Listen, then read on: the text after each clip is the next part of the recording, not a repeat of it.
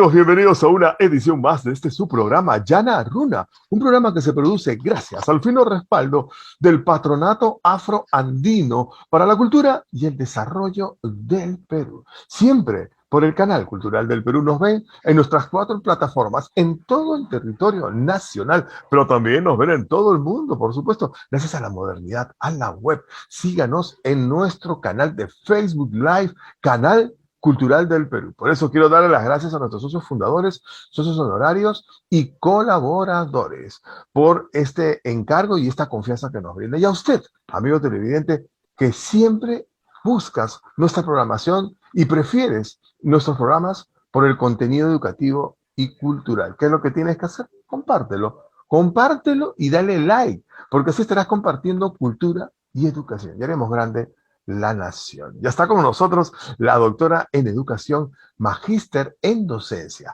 gestión educativa y docente de pregrado en formación humanística de la Universidad César Vallejo. Y también es licenciada en historia por la Universidad Nacional Mayor de San Marcos, 470 años de esta emblemática universidad, por supuesto, es Araceli González Sánchez, quien en la actualidad se desempeña como directora del IPE Niño Jesús de Belén. Con ella hablaremos sobre el importante tema, una mirada a la educación inclusiva, siglo XX, siglo XXI. Vamos a darle la más cordial bienvenida a la doctora, ya está con nosotros, doctora González. Gracias por estar con nosotros esta noche en Llana Luna. Buenas noches, buenas noches. Agradezco por medio de usted la invitación a todas las plataformas por las cuales se están retransmitiendo la señal, el permitirme llevar el día de hoy y brindarme un espacio de su tiempo. Y como bien dijo usted, retransmitir la información, eso es lo que nos permite la tecnología. Si no está a nuestra disposición en este momento, luego podemos acceder a ella según nuestras disposiciones. Estoy a su servicio. Muchísimas gracias, doctora González. Eh, la inclusión, ¿no? Cuando hablamos de inclusión, a veces pensamos que son espacios físicos, ¿no? Que solamente, allá me tengo que arrimar, allá tengo que dejar pasar, allá tengo que dejar que pase primero, ¿no? Pero el tema de la inclusión sobrepasa los límites analizados académicamente e invita y obliga a seguir desarrollando mejor calidad de vida para las personas que hoy poseen una limitación, sea adquirida, sea de nacimiento, o sea adquirida producto de un accidente, etcétera, ¿verdad? De un Exacto. tema médico. ¿Cuál es el concepto que hoy entrampa esta posibilidad que la sociedad pueda aperturarse y ser más consciente y responsable? En primer lugar, el término inclusión tiene varias connotaciones con respecto a las personas. Como bien acaba de decir usted hace un momento, que puedan tener alguna limitación de nacimiento o quizá haber sufrido un accidente. Pero cuando hablamos de inclusión, atención a la diversidad desde la escuela, la connotación que le brindamos es con personas con necesidades especiales. Yo sé que hay un cierto debate académico si debe ser necesidades especiales, pero como se acuña en nuestro país y como también está brindada la bibliografía, el término correcto es necesidades especiales. ¿Y a quiénes consideramos personas con necesidades especiales? Aquellas que tienen deficiencias sensoriales, estamos hablando de la vista, la audición, el habla, deficiencias cognitivas, estamos hablando de ligero retraso. También tenemos las deficiencias psicomotoras, de repente el tema de las extremidades, las manos, extremidades inferiores, superiores. Y en cuarto lugar, aunque le parezca increíble, y esto lo vengo diciendo en varios eventos, y muchos me dicen, no, necesidades especiales en la escuela también se consideran a los estudiantes de alto rendimiento. A los niños destacados, talentosos, a los estudiantes destacados, talentosos, que necesitan un tratamiento acorde a su realidad, a sus experiencias de aprendizaje. Entonces, como usted, el término necesidades especiales desde la educación es bastante amplio y promovemos una educación inclusiva que definitivamente tiene muchos cambios. Por eso es mi objetivo el día de hoy, brindarles esta información de cómo ir evolucionando esta idea de la educación inclusiva, porque mi sueño es una sociedad democrática justa, que todos seamos iguales. A mis estudiantes, tanto en la universidad como en el colegio, les digo esta frase y la repito. Seguramente si alguno me va a escuchar, luego va a decir la típica frase de la Miss. ¿Acaso en la sociedad andamos chinos por un lado, afrodescendientes por otros, o naturales por otro lado? No estamos así. En la sociedad todos estamos integrados. Y con los cambios curriculares y las adecuaciones que se han hecho en educación, ya desde la escuela estamos promoviendo esa actitud democrática al practicar la inclusión, la atención a la diversidad. Por eso que desde esa mirada lo estoy proyectando el día de hoy. Y ojo, que no solo quede esto en la escuela, sino la inclusión sea en todo momento, seamos una sociedad inclusiva, donde pensemos en el otro con sus deficiencias y debilidades como tal. Todos estamos esperando recibir afecto, todos estamos esperando recibir atención. Pero algo muy hermoso que he aprendido sobre la marcha es que las personas con necesidades especiales no están pidiendo lástima, están pidiendo un trato igualitario. No sintamos lástima por el otro, ay, qué penita por lo que te pasó. No, no, no. Brindémosles igual de oportunidades, porque dentro de la necesidad especial que tengan, son tal cual y competentes. Muestra de ellos, hay muchos ejemplos talentosos que dan conferencias, que tienen limitaciones sensomotoras, o quizá algunas personas ya cognitivas que han llegado incluso a destacar en la universidad. Hace poco he visto un congresista del Oriente, ¿no? De Quito, si mal no me equivoco, con limitaciones visuales. Entonces, no sintamos lástima, tratémoslos como igual. Porque algo hermoso que nos ha dado la naturaleza es que si yo tengo una debilidad por un lado, la naturaleza me la fortalece por otro. Entonces, tratémoslos como igual, no sintamos lástima, pero brindémosles iguales oportunidades. Y para eso seamos justos. Tanto hablamos ahora de los derechos sociales, de igualdad de género, que está muy bien, ¿no? Los derechos sociales, los derechos étnicos, raciales también, ¿no? Que tanto se habla. En su momento tuve también la oportunidad de estudiar los afrodescendientes. Mi familia es morena y tuvo que pasar mucho tiempo hasta que Alan García dijera pido perdón por todo lo que no se ha reconocido. Entonces, en distintos aspectos no somos una sociedad inclusiva. Declaramos normalmente, como usted bien lo ha dicho, que es normal, pero ¿eres inclusivo? ¿Hacia dónde estás respetando los derechos sociales? ¿Por qué tenemos que salir y reclamarlos? O sea, ¿dónde estamos en la sociedad, no? Que realmente me gustaría que hubiera mayores espacios. Yo sé que en Canal 7 tienen un programa de media hora, usted me está brindando el espacio el día de hoy, he tenido la oportunidad de estar en otro evento llevando este discurso, conozco personas, pero no hemos sensibilizado mucho y todavía seguimos mirando como inferior al otro. Me parece increíble, ¿no? O sea, mirarlo como si fuera menos cuando tiene sus habilidades y destrezas de acuerdo a sus expectativas como persona. Y por último, todos tenemos un mismo corazón. Todos pensamos. ¿Se acuerdan la frase? Todos, si me pinchan, sangro. Si me pegan, duelo. Me duele igual. Con las deficiencias y discapacidades que para algunos le llaman discapacidades, ¿no? Se pueda reconocer.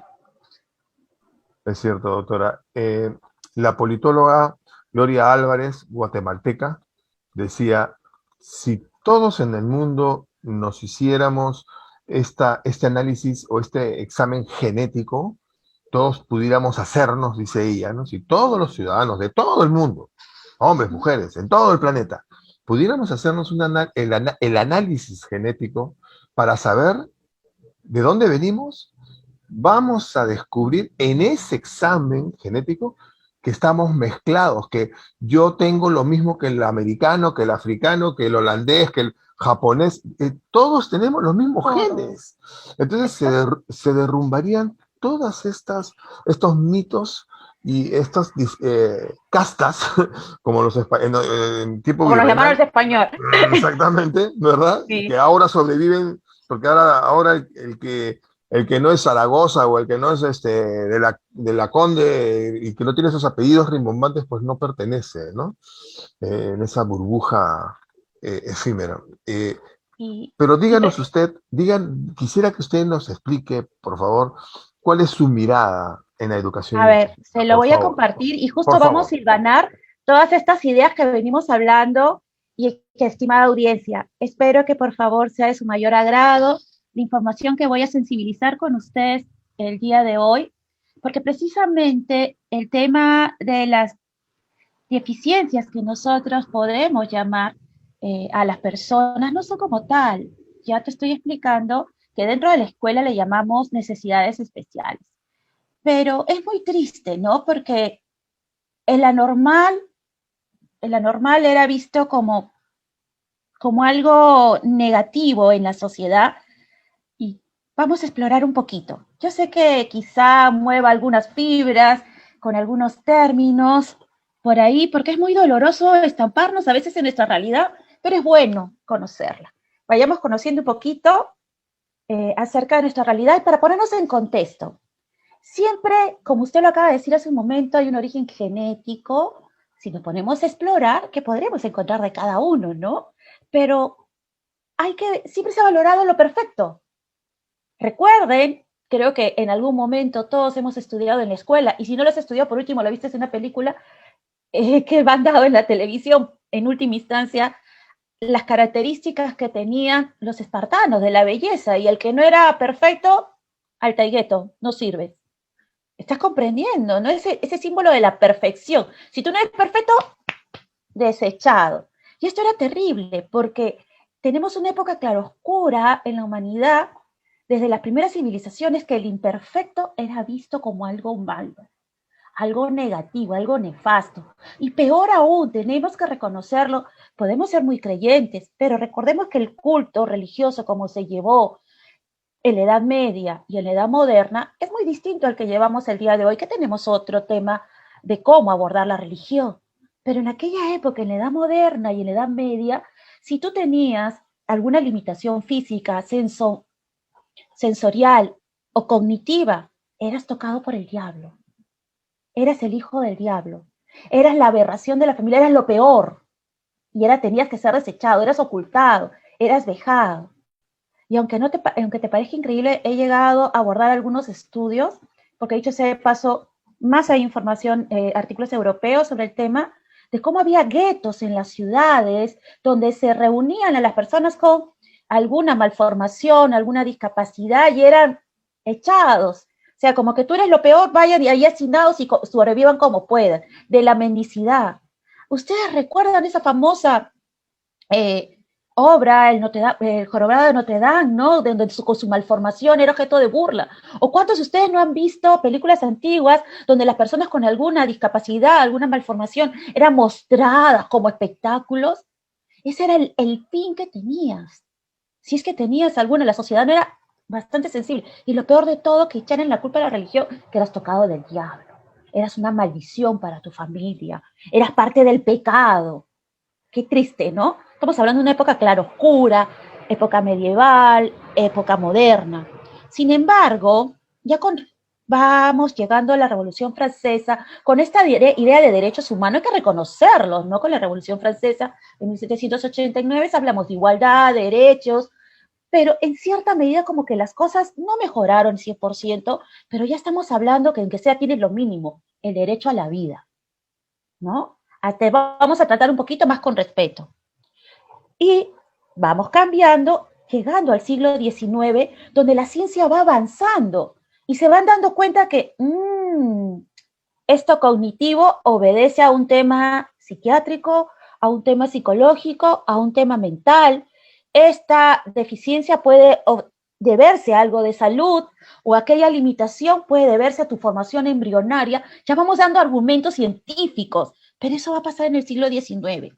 Y en el siglo XX, debido al avance, a la exploración científica, de dar una explicación racional, perdón, a las deficiencias que una persona pueda tener, es que ya se van brindando mejores argumentos y se va promoviendo un trato más respetable, más adecuado, aunque lamentablemente aquellas personas con deficiencias cognitivas, que eran creídas, que estaban con el mal, que estaban con el diablo, había que limpiarlos, los tratamientos también eran bastante inhumanos, eran amarrados, atados, y peor aún si ya tenías un tema psiquiátrico, pero ese es otro tema mayor aparte.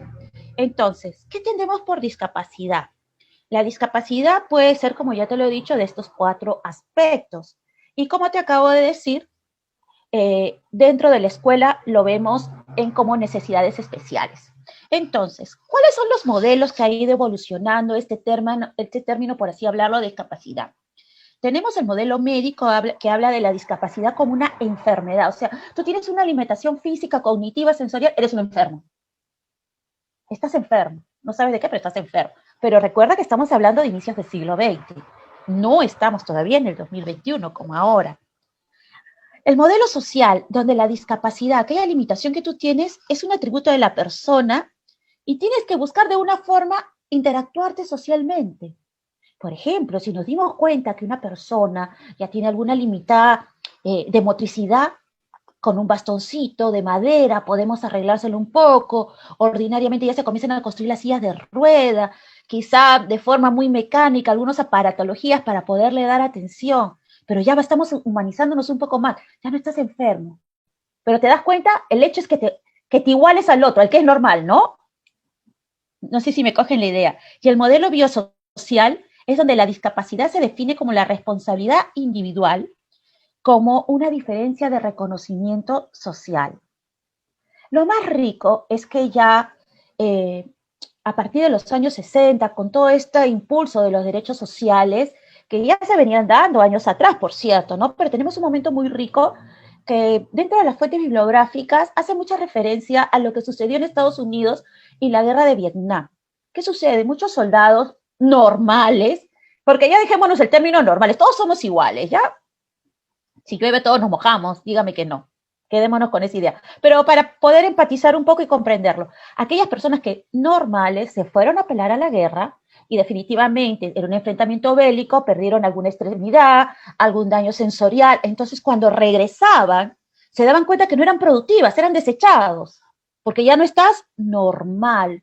Entonces acá comienza una serie de reclamos sociales de donde, oye, si yo estaba bien, ahora tengo esta limitación, ¿por qué no puedo producir? ¿Por qué no puedo ser parte de la sociedad? No, no, no, porque tú eres anormal.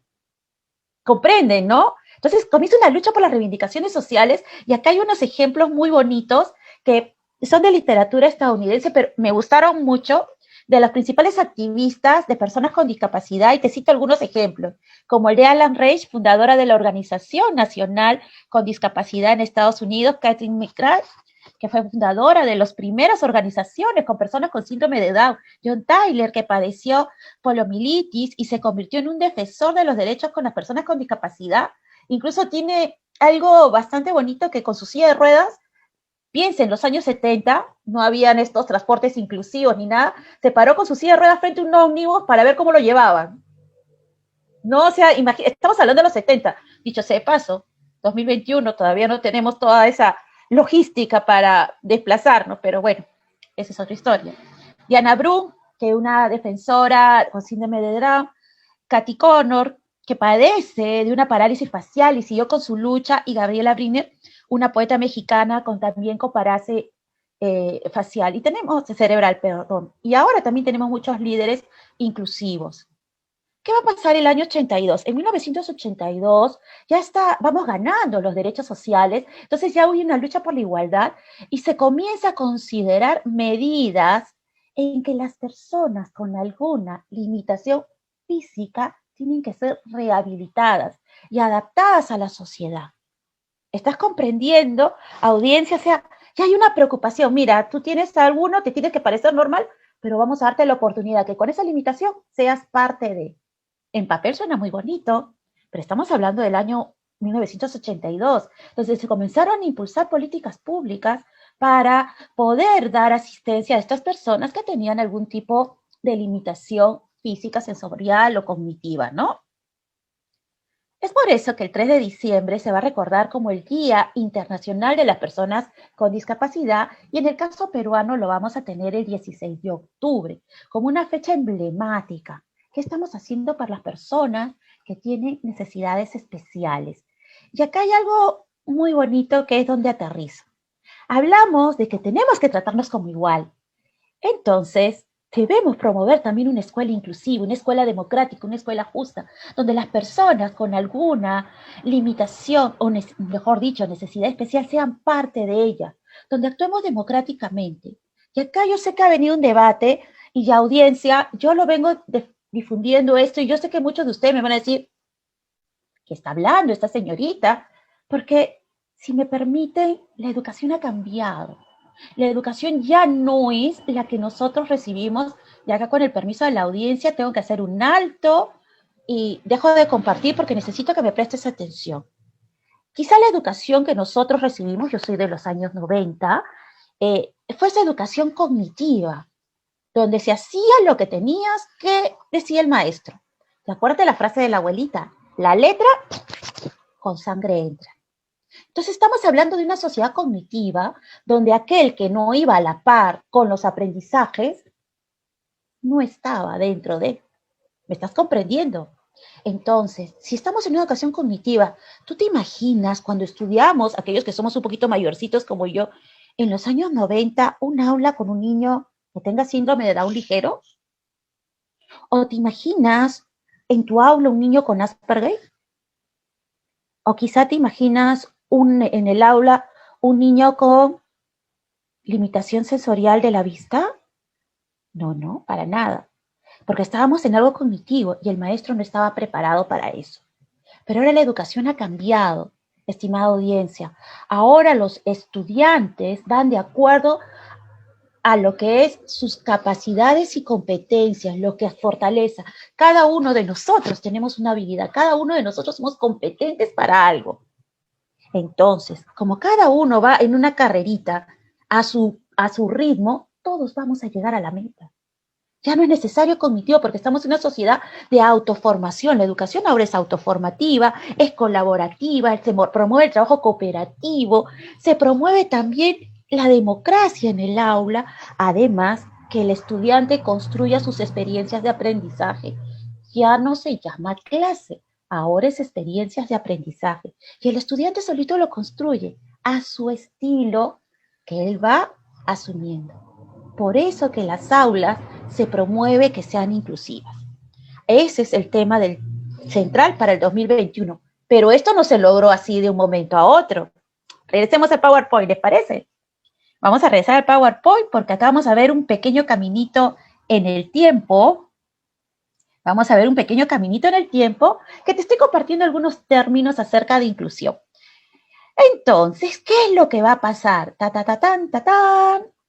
En el año 2000, desde la UNESCO, se promueve la escuela para todos, una escuela democrática e inclusiva que atienda a la diversidad. Estamos hablando de un término bastante amplio. En el año 2000 ya debemos impulsar la escuela para todos, que ya tenía un antecedente del año 91, el año 94, pero el año 2000 la impulsamos. Así que todos los países que estamos dentro de la ONU, parte de la UNESCO, tenemos que adaptar nuestras políticas públicas para ir de la mano con las recomendaciones internacionales. Y el Perú es parte de ellos, ¿no? Nosotros seguimos mucho el tema de la UNESCO y las recomendaciones emanadas de la ONU. Entonces, ¿qué es lo que va a pasar? Es que la UNESCO nos va a dar una recomendación en la escuela para todos, que ya es la educación para la inclusión y la diversidad. Entonces, el Perú, como país responsable, yendo de la mano, porque esto no es exclusivo del Perú, que la UNESCO se le ocurrió solo a Perú. No, no, no, señores, esto fue en África, en Asia, en Oriente, en todas partes. Abramos las aulas y seamos inclusivos. Es para todo el mundo, no es exclusivo para el Perú, donde se brinde una educación de calidad, una educación de acuerdo a los estilos de aprendizaje de los estudiantes y ellos consigan las competencias deseadas. Es por esto que el Perú va también a hacer sus reformas legales, va a tener algunas reformas legislativas para hacer valer estas recomendaciones. Y lo más hermoso es que en el año 2015, estimada audiencia, se da la Declaración de Inchón, donde ya se fomenta que proyectándonos de 2015 al 2030, seamos unas escuelas inclusivas, donde atendamos a todos por igual. Estamos en esa línea del 2015 al 2030 a nivel mundial. Pero ¿qué pasará en el Perú? Araceli, nos estás hablando de la UNESCO. ¿Y qué pasa en el Perú? Es por eso que la Ley General de Educación, la famosa 28044, nos va a hablar de una educación de calidad y donde la educación tiene que ser igual para todos. Entonces estamos hablando que ya se van introduciendo términos en nuestra legislación peruana educativa donde atendamos esa diversidad. Si vamos a hablar de la educación básica especial, el gran logro que se tuvo fue en los años 70 con Velasco Alvarado, que estableció las escuelas de EVA. Pero acá Araceli te está poniendo el decreto 26003. Araceli, me estás enredando un poco. Ahora te voy a explicar. Dejo de compartir y te voy a ubicar en contexto, audiencia. ¿Qué es lo que va a suceder? Te acabo de decir que Velasco, en la reforma educativa, que hasta el día de hoy se mantiene el nivel inicial, primaria y secundaria, educación básica regular, crea la educación básica alternativa para aquellas personas con deficiencias cognitivas, sensomotoras, tengan escuelas especiales, solo exclusivamente para personas ciegas, para personas sordomudas. Ya me estoy olvidando cómo se escribe a Araceli, ya me estoy olvidando un poco. Para los sordomudos había escuelas especiales. Pero ¿qué sucede? ¿Te acuerdas que ahorita te acabo de decir que con el decreto 00326 se da la década de la inclusión? Como se hicieron recomendaciones que la escuela tiene que ser para todos y debemos hacer aulas inclusivas, se dio una política pública en el Perú de la década de la inclusión, donde las escuelas tuvieran que abrir sus puertas a alumnos con necesidades especiales, de tal manera que aquellos niños que tenían un retraso ya que no era tan manejable, que necesitaban una ayuda especial, se quedan en la educación EVA, educación básica alternativa. Pero aquellos niños con ligero retraso, con deficiencias sensomotoras, de motricidad, pasan a la escuela regular. Pasan a la escuela regular y las aulas se abren. Y acá generó todo un conflicto que quizá muchos de ustedes ni lo conocían, audiencia. Fue un conflicto así, terrible, porque ustedes, y con todo derecho como padre, que te diga la maestra, señores padres de familia, en una reunión, a partir del próximo año en nuestra aula van a venir 2 niños con un ligero retraso mental. Los padres se resistieron. No, que estamos mal, ¿cómo va a ser posible? No, no, imposible que mi hijo va a aprender esas costumbres. O que te digan, señores padres de familia, el próximo año va a venir un niño con necesidad especial sensomotora que tiene problemas en la vista. No, no, no, no, no. Hubo resistencia por los padres. Y también resistencia por los maestros. Porque acá hay un gran error que tenemos en las políticas públicas. Las lanzamos y después preparamos. Hay que reconocerlo. Las lanzamos, las mandamos y después vemos, ¡ox! Se nos olvidó. Los maestros no estaban preparados para atención inclusiva. Ellos no sabían ni siquiera cómo hablar en lenguaje de señas. Tenían que aprender a ver el tema de los vocablos. Es más, en las universidades, en la carrera de educación, no se enseñaba atención a la diversidad, salvo que fueras de psicología, ¿no? Entonces teníamos maestros que no estaban preparados. Ahora ponte en ese contexto cuando se declara la década de la inclusión. Padres de familia y maestros, ambos resistentes. Maestros que no estaban preparados y padres de familia que pensaban que esto iba a ser terrible.